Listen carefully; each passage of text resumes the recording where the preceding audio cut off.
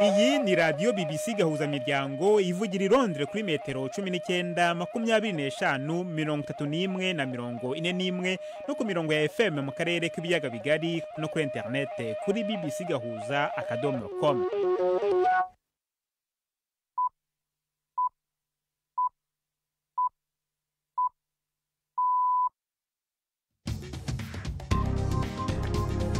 Ubu ni saa 10 n'igice ku isaha mpuzamahanga ya GMT, ni saa 12 n'igice ku isaha yo mu Rwanda no mu Burundi. Muri studio muri kumwe na Jacques Niyitegeka.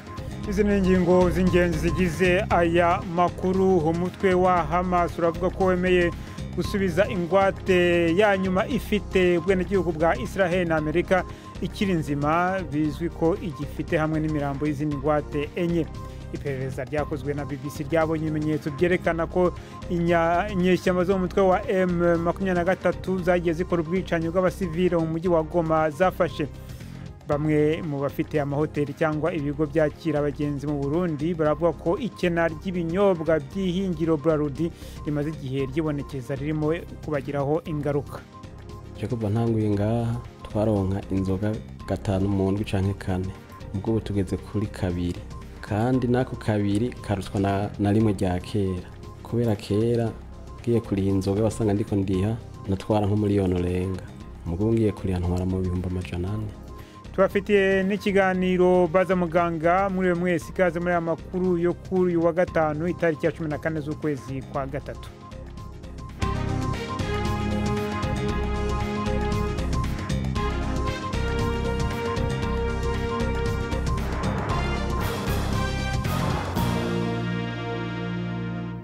Ayo makuru ku buryo burambuye ni mukanya Prudence Ngyumva amaze kutugezaho muri make amakuru y'ingenzi avugwa hirya no hino ku isi. Umutwe wa Hamas wavuze ko witeguye kurekura imbohe ya nyuma ikiriho y'umunya-Israeli n'ubwenge n'igihugu bwa Leta Zunze Ubumwe za Amerika, ndetse ko izanatanga imirambi 4 y'abandi bantu bafite ubwenegihugu bubiri bafashwe mu bitero byo ku itariki ya 7 z'ukwa 10. Edani Alexander w'imyaka 21 yari umusirikare mu ngabo za Israeli hafi ya Gaza igihe yafatwaga bugwate. Hamas kandi iranavuga ko yahawe n'abahuza bo muri Qatar no mu Misiri ibindi bitekerezo ku masezerano y'agahenge, ndetse ko iri gusubiza ibishyigikiye. Ibiro bya Minisitiri w'Intebe wa Israel ariko Benjamin Netanyahu byavuze ko Hamas itavuye kwizima na gato, binayishinja umutwe kugira uruhare mu ntambara yo mu rwego rwo konona abantu mu mutwe. Ishami rya Loni rishinzwe ibiribwa ku isi PAM cyangwa WFP riravuga ko rizahagarika ibiribwa byo gutabara ubuzima bw'abantu miliyoni muri Myanmar kubera ibura ry'inkunga. PAM yavuze ko ikeneye byihutirwa miliyoni 60 z'amadolari mu nkunga y'igitaraganya, kandi ko itabonetse izashobora gufasha abantu 35,000 gusa. Abarohinja 100,000 baba mu nkambi ziri muri leta ya Rakhine muri Myanmar babeshejweho n'ubufasha bwa PAM, kandi bari mu bazagirwaho ingaruka. PAM ntiyavuze niba irihagarika ry'imfashanyo ritewe n'icyemezo cy'ubutegetsi bwa Trump cyo guhagarika inkunga mu mahanga. Icyegeranyo cy'umuryango w'abibumbye kiravuga ko abagore muri Iran bakomeje guhura n'ibibazo by'ivangura rikomeye mu nzego zose z'ubuzima bwabo. Ni mu gihe ubutegetsi bukoresha uburyo bwo kubacunga hakoreshejwe ikoranabuhanga mu kubahiriza amategeko akakaye, nko kwambara ibibapfuka mu misatsi no mu maso. Ubutumwa bwo gukora iperereza kuri Iran bwashyizweho muri 2022 nyuma y'urupfu rw'umwangavu Mahsa Amini waguye muri kasho ya polisi, yatawe muri yombi kubera kutubahiriza amabwiriza akarishye y'imyambaro ku bagore. Inkuru ya Imogen Fox uri Geneva, muragizweho na Robert Patrick Misigaro. Abagore b'abanye-Irani ubu barerekwa n'ivyuma bifata amasanamu canke kamera hamwe n'utwuma tuguruka tuzwi nka drone kugira harabwe ko bambaye ivyo leta bategeka. Hari n'ubuhinga bwa telefone buzwi nka application bukoreshwa n'abanyagihugu b'abagumyabanga mu gutanga amakuru y'abagore batubahiriza amategeko mu mugambi ishiramwe mpuzamakungu ONU ryita uburyo butangwa na leta bwo kurereka. Ku bagore birengagiza amategeko canke bakayiyamiriza, ingaruka ziba ziremereye. Barafatwa, bagakubitwa, rimwe na rimwe bakanasambanywa ku nguvu mu bibanza bafungiwemwo. Itsinda ry'ibihugu 7 bikungahaye kurusha ibindi ku isi bihuriye mu kizwe nka G7 cyangwa G7 ryagaragaje ugushyigikira kutomoye Ukraine ndetse rinakangisha gufatira Uburusiya ibindi bihano niba budashyigikiye amasezerano y'agahenge. Hari impungenge ko hashoboraga kuboneka amacakubiri igihe abaminisitiri b'ububanyi n'amahanga b'ibi bihugu bahuriye muri Canada, mu gihe Leta Zunze Ubumwe za Amerika isa n'ishaka kwirinda imvugo yo guhangana ishaka kwiyegereza Moscow. Ariko itangazo ryasohowe nyuma y'inama yabo rishyigikiye uburyo bwo mu rwego rw'umutekano bwizewe buzizeza Ukraine kwirinda ubushotoranyi bw'Uburusiya. G7 igizwe n'Ubwongereza, Canada, Ubufaransa, Ubudage, Ubutaliyani, Ubuyapani na Leta Zunze Ubumwe za Amerika yanashyigikiye isubukurwa ry'ubufasha bwo gutabara abarigaza ndetse no kugera ku masezerano y'agahenge gahoraho muri ako karere. Guverinoma y'igisirikare muri Sudani yatangaje ihagarikwa ry'ibicuruzwa byose biturutse muri Kenya mu kwihimura kuri Nairobi yakiriye umutwe wa RSF uhanganye na guverinoma ya Sudani. Minisitiri wa Sudani ushinzwe ubucuruzi yavuze ko icyo cyemezo cyafashwe bisabwe n'akanama k'igihugu gashinzwe ubusugire bw'igihugu kashinje Kenya ubushotoranyi. Igihe uyu mutwe wari Nairobi, RSF yagaragaje inzira yo gushyiraho ubutegetsi buhanganye n'uburi muri Sudani mu duce ugenzura, inashyiraho umukono ku cyo yise itegeko nshinga ry'agateganyo. Inkuru ya Richard Kago uri Nairobi, murayizwaho na Prime Ndekomagenge. Iyo ngingo higaragaje ukunyuka kw'imigenderanire hagati y'ivyo bihugu. Abategetsi ba gisirikare ba Sudani bagirije leta ya Kenya gushigikira RSF, umugwi witwara bwa gisirikare. Intambara yabo n'igisirikare imaze guhitana abantu ibihumbi, inatuma haba akaga mu bwa mbere bukomeye cyane ku isi gushika ubu. Aba bategetsi ba gisirikare muri Sudani bavuze ko kubuza ko ibicuruzwa bivuye muri Kenya byinjirayo ari ingingo yari ikenewe kugira bakingire inyungu z'igihugu n'umutekano wacu. Mu kwezi kwa kabiri, Sudani yarahamagaje wayiserukira muri Kenya yagiriza leta y'ico gihugu gushigikira abategura gushinga leta ya RSF. Aya makuru ya BBC. Uwahoze ari perezida wa Philippines Rodrigo Duterte yagaragaye akoresheje uburyo bwa video aho kujya mu rukiko imbonankubone ku nshuro ya mbere mu rukiko mpuzamahanga mpanabyaha. Niwe muntu wahoze ari umukuru w'igihugu ku mugabane wa Aziya ugiye kuburanishwa n'uru rukiko ku byaha. Ashinjwa ibyaha byibasiye inyoko muntu bishingiye ku ntambara yo kurwanya ibiyobyabwenge yishe abantu babarirwa mu hagati y'ibihumbi 7 na 30. Umunyamategeko wa Duterte w'imyaka 79 uri Irahe cyangwa Hague yabwiye urukiko ko ibibazo by'ubuzima bwe bisobanuye ko adashobora kugira icyo avuga mu rubanza, ariko umuganga w'urukiko yemeje ko afite ubushobozi bwo mu mutwe bwatuma buranishwa. Jacques urakoze Prudence Ngiyumva kwiyonca make makuru.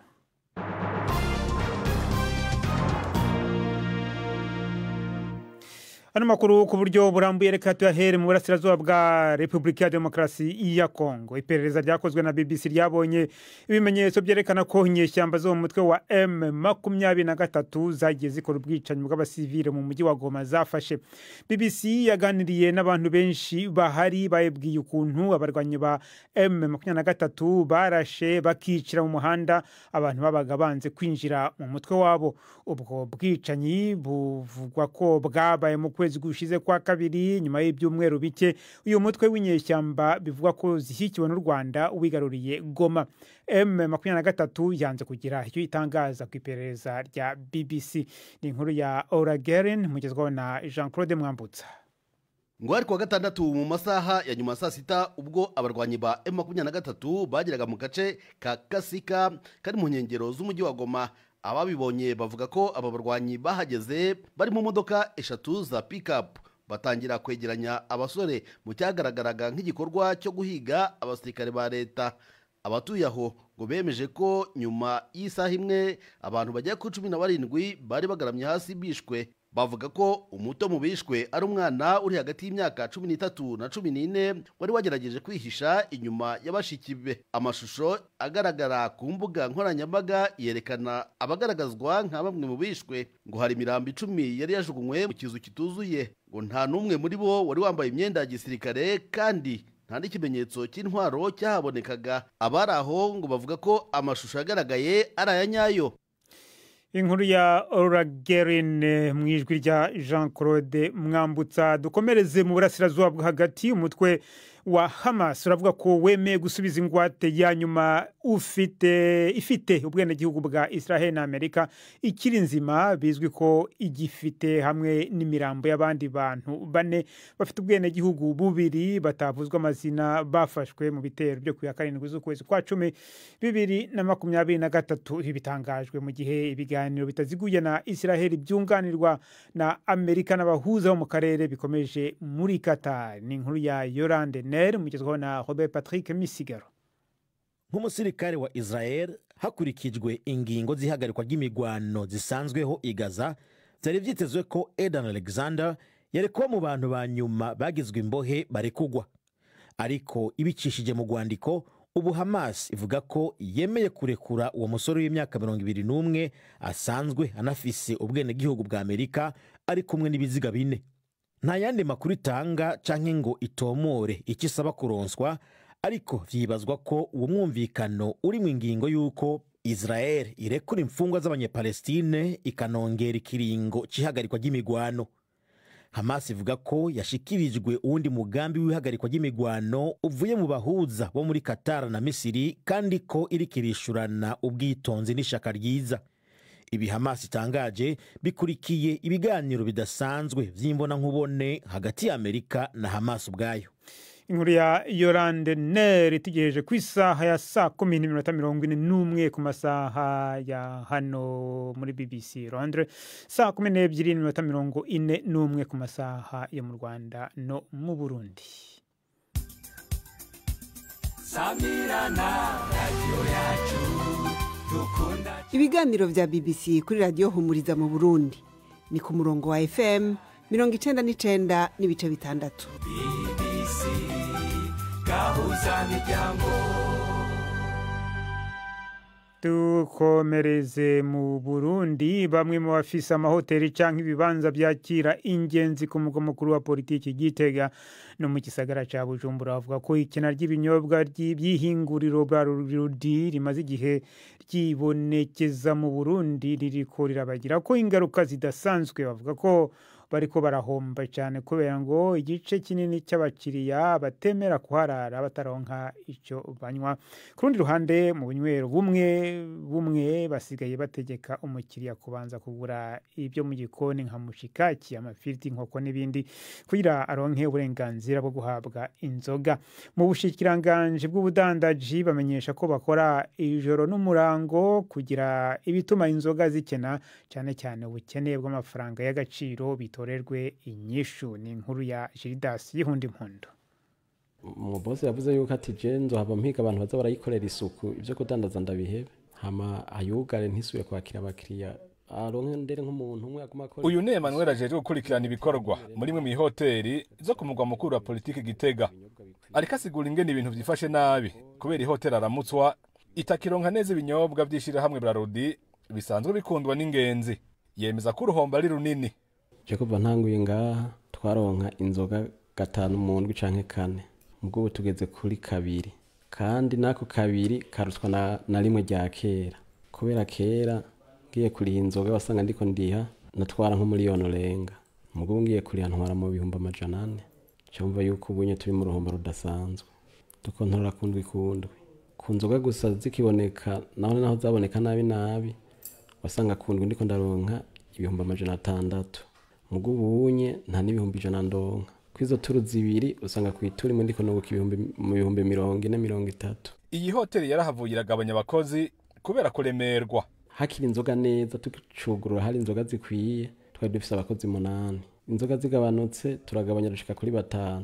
Ubu tugeze ku bakozi 2, abandi bose twarabarungitse, kandi imishahara twateye tuyitibura. Haraciye hafi imyaka 3 inzoga za Braludi zitaboneka neza mu Burundi. Ibi bituma aho zibonetse haba uruhagarara, abantu bakazirwanira, canke ugasanga umukiriya yaguze nk'amacupa 5 icarimwe kubera bazi neza ko mu mwanya mutoya zizoba ziheze. Hari n'ubunywero buzinyegeza canke bukazana amananiza ku bakiriya. Uyu munyagihugu biramaze kumushikira. Oya kabisa ntivyoroshe muri iyi minsi yo gikurondera ikinyobwa ca Braludi. Jewe ndaherutseyo bambwira yuko kugira ngo bampe inzoga ashobora kunwa ari uko ashobora kugurana n'inzoga bita Vitaro kugira ngo ashobore kuronka nk'ikiyeri, canke ari umwa Amstel akambwira yuko agurana na Vitaro kugira ngo aronke Amstel. Ubuherutse hoho kabaye akamaramaza kuko tugiye dusanga zirahari batubwira yuko umuntu ashobora kuronka inzoga ari umuntu ashobora kuvaho aguze inyama. Mu mpera z'uku kwezi kwa kabiri abashingamateka baravyiyamirije aho basavye umushikiranganje w'ubudandaji gufata ingingo. Ikinagira sabe kwabo bantu ubwo bari guto bobirija ngo cugende utanyoye fantako vitaro fungura kucingufu naho nyene mu bafatira ibihano. Umushikiranganje Shantare Nijimbere yavuze ko ababikora bagiye kubihanirwa. Kuzukuri ivyo birabujijwe mu rugandazwa kuko abaguzi bikikamukiza bakakubwira ko imbere y'uko ugura kino kintu babanza gusaba kugura ikindi bisanzwe bibujijwe n'amategeko kuko revante jumere bizemewe n'amategeko ngombwa yuko iyo bimenyekanye abajeje intwaro bari hafi ko bashobora kwimenyesha kugira ngo badufashe gutuza abo bantu bikikamukiza kuko abariko bakora ibidahuye n'amategeko. Bene ubu basigura ko ivyo bakora babiterwa nuko inzoga bazironka bigoranye rimwe bakazihabwa zizimvye cane mu nyuma leta ngo ikabategeka kugurisha ku giciro kiri hasi. Imwe mu mvo zituma inzoga za Bralirwa zikena n'ubukene bw'amafaranga y'agaciro. Mu bushikiranganje bw'ubudandaji bamenyesha ko bariko barakora ibishoboka vyose kugira ingorane itorerwa umuti. Gildas Yihunda Impundu i Bujumbura. Tuje ku mugabane w'Iburayi ibiro bya perezida w'Uburusiya biravuga ko perezida Putin yohereje icyo byise amakuru n'ibimenyetso by'inyongera Donald Trump mu nama yarayibereye i Moscow hamwe n'intumwa idasanzwe ya perezida wa Amerika. Steve Witkoff wasobanuriraga bwana Putin icyifuzo cya Amerika cyo guhagarika intambara yo muri Ukraine yaranje kuva mu Burusiya. Hagati aho imirwano irakomeje ku butaka no mu kirere muri Ukraine. Ni inkuru ya Dani Eberhard mugezweho na Ivete Kabatisi. Perezida Putin yagaragaje ibibazo byinshi bijyanye n'ibikubiye mu masezerano yo guhagarika imirwano yateguwe na Amerika. Ibiro bya Perezida Putin birateganya ko ashobora kugirana ibiganiro na Donald Trump kuri telefone vuba aha. Amerika n'Uburusiya byombi biragaragaza icyizere nubwo byemera ko hakiri byinshi byo gukorwa. Ukraine yo siko bibona. Perezida Zelensky asanga Vladimir Putin arimo kuyobya uburari ko ibyasaba bigomba kuzuzwa mbere ari ukugira ngo ayo masezerano yateguwe na Amerika aburizwemwo ariko atayahakanye ku mugaragaro. Benshi mu bakurikiranira hafi ibyo mu biro kwa perezida w'Uburusiya nabo nuko babibona. Hagati aho mu gitero giherutse cy'indege zitagira dereva, Ukraine yatwitse uruganda rwa peteroli rukomeye mu majyepfo y'uburengerazuba bw'Uburusiya. Naho ingabo z'Uburusiya zikomeje kugerageza kwirukana iza Ukraine mu bice by'Uburusiya bikiri mu maboko yazo mu karere ka Kursk. Mukomeje kumva BBC gahuza miryango bunoneho n'umwanya w'ikiganiro cy'urubuga rw'imikino uyu munsi mwateguriwe kandi mugezwaho na Yves Bucyana. Mwereho neza amakuru y'imikino nyahere mu Rwanda. Shampiyona y'umupira w'amaguru irakomeza mu mpera z'iki cyumweru. Mukanya ku isaha ya saa moya ku kibuga cya Pele i Nyamirambo ikipe ya APR FC irahura na Gasogi United yizeye gutsinda ikarara ku mwanya wa mbere kuko niramuka itsinze uyu mukino irabirusha Rayon Sport inota rimwe ku rutonde rw'agateganyo. Rayon Sport yo izakina ku munsi w'ejo ihura na AS Kigali ku kibuga cya Pele i Nyamirambo nayo yizeye gutsinda igasubirana umwanya wa mbere.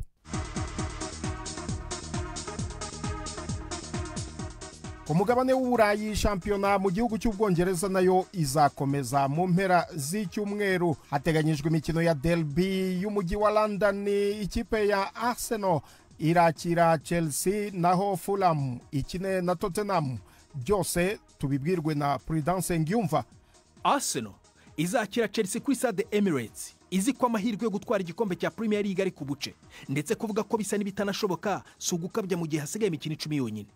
Ariko rero abakinnyi ba Mikel Arteta bashobora kungukira mu kuba mukeba Liverpool itazakina umukino wa shampiyona mu mpera z'iki cyumweru kubera ko izabihugiye muri indi rushanwa rya Carabao Cup. Nubwo Arsenal igifite akanyamuneza ko gukomeza muri kimwe cya kane cya Champions League muri iki cyumweru, muri shampiyona ho ntibihagaze neza kuko mu mikino 3 iheruka gukina yateye amashoti 3 gusa mu izamu itsinda igitego kimwe rukumbi. Cyakora rero urugendo Chelsea iheruka gukorera mu majyaruguru y'umurwa mukuru rwahisigiye ibisare by'igisaba cyo gutsindwa 5-0. Manchester City yo izakira Brighton ejo kuwa gatandatu. Nubwo uyu mwaka w'imikino utahiriye Man City ntiratsindwa na Brighton ku kibuga cyayo na rimwe mu nshuro 12 zose bahuye. kandi rero umutoza Pepe Guardiola afite intwaro yo gukomeza uyu muhigo binyuze muri rutahizamu Erling Haaland, kuko muri Premier League honyine Haaland amaze gutsinda ibitego 83 mu mikino 93 yakinnye.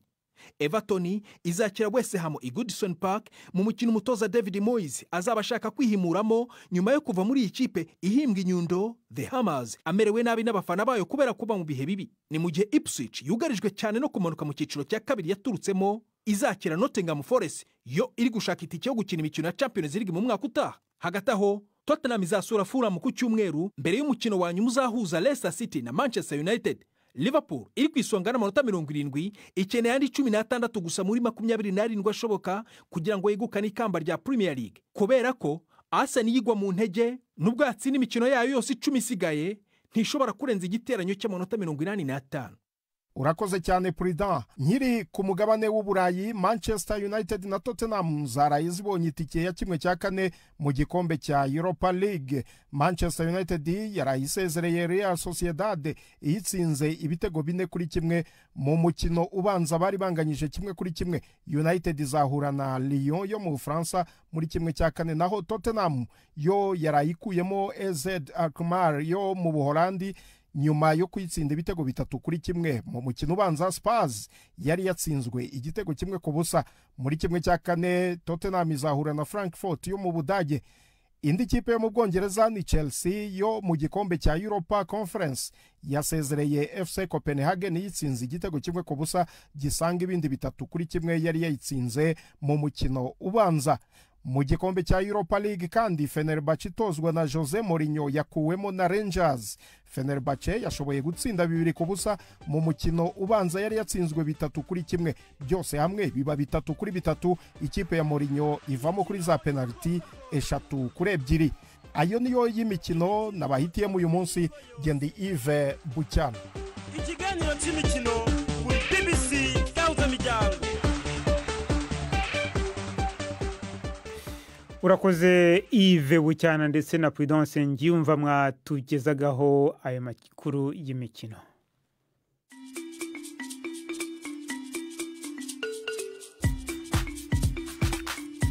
BBC Gahuzamiryango yabateguriye uburyo bwo gupakurura ibiganiro vyayo mukabibika muri telefone ngendanwa zanyu canke computer mukaza kuvyumviriza igihe cyose mubishakiye. Ibiganiro bya BBC Gahuzamiryango mukunda nk'amakuru, imvo n'imvano, urunana, ikiganiro cy'abagore cyangwa abaza muganga, ubu biraboneka kuri podcast. Ja ku rubuga rwa BBC Gahuzamiryango ariko bbcgahuza.com urondore ahari podcast. Amakuru yose y'uburyo podcast ikora n'ukuntu washyira muri telefone yawe byose urabisangayo. Pakurura ikiganiro ukunda canke amakuru wumvirize uko ushaka aho uri hose ntusubire gucikwa na kimwe. Taramana ibiganiro vya BBC Gahuzamiryango kuri podcast. Mu kiganiro cy'imvo n'imvano cyejo kwa gatandatu tuzavuga kwiteka rigenga ibimina mu Rwanda. Niteka ryashyizweho umwaka ushize na Minisiteri y'Imari n'Igena Migambi. Leta isobanura ko ikimina ari uburyo abantu bagize itsinda batanga amafaranga bagamije kwizigamira no kugurizanya hagati yabo mu buryo babwumvikanyeho. Nkuko mumenyereye kwa gatanu rero noneho n'umwanya w'ikiganiro baza muganga mwateguriwe kandi mugezwaho na Yvette Kabatesi.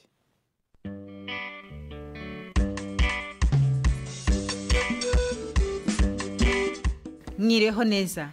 Zimwe mu ndwara z'umutima abana bavukana zikenera ubuvuzi bwo kubagwa ndetse ngo bufasha abana cyane. Mu gice cya kabiri kuri izi ndwara muganga Joseph Mucumbitsi ubizobereyemo arakomeza abidusobanurira. Birabafasha rwose, abenshi barakira burundu, abadakira burundu nabo batagize amakosa akomeye mu mutima nabo bashobora gufashwa. Hari nk'uburwayi bumwe bukunze kubaho nabwo muri babana nakubwiye bavuka bafite umwuka muke, bo ariko badahita bitaba Imana cyangwa bagira ibibazo bikomeye, akaba yanabikuranamo kubera ko umuyoboro ujyana amaraso mu bihaha uba ari mutoya, ufunganya amaraso agacamo bigoranye, ku buryo abandi bapima umwuka ukagera 95 ubu usanga bari muri za 80-85 bigatuma adakura neza ariko abenshi ntabwo ahita apfa. Abo rero ni muri ba bana nakubwiraga babagwa ariko bakazagomba yenda gusubiramo indi shuri imwe cyangwa ebyiri amaze gukura, ariko abenshi birabafasha bakongera bakabana bakiga bakamenya ubwenge. Iyo atagize ikibazo cyo kubura umwuka bikabije muri ya masaha ya mbere cyangwa ya minsi ya mbere, ubundi aba umwana nk'abandi akamenya ubwenge nk'abandi akiga amashuri nk'abandi. Mbere ubu buvuzi bwo kubaga umutima mu bana bwakorwaga n'abaganga bavuye hanze, ariko hashize imyaka mike butangiye gukorerwa mu Rwanda. Guhera 2006 nta kubaga abana byabagaho.